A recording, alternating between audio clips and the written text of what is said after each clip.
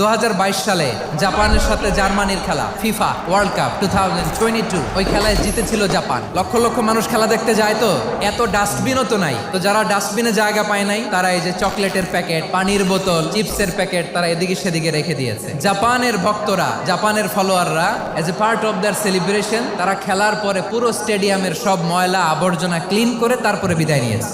ছোটবেলা থেকে Japan government ওদেরকে এত পরিচ্ছন্নতা শেখায়। ক্লাসে আমি দেখেছি, ক্লাসে নিজের বেঞ্চ নিজে মুছে, নিজের ক্লাসরুমটা নিজে পরিষ্কার করে, রাস্তাঘাটে একটা ধুলা নাই, ময়লা নাই, একটা টিস্যু নাই। খেলার পরে গোটা বিশ্বকে তাক লাগিয়ে দিয়েছে। জাপানের ফ্যানরা সবার রেখে যাওয়া গার্বেজ, টিস্যু, বোতল পরিষ্কার করে তারপরে স্টেডিয়াম থেকে বিদায় নিয়েছে। তাদেরকে কি ক্লিন করার দায়িত্ব দেওয়া হয়েছিল?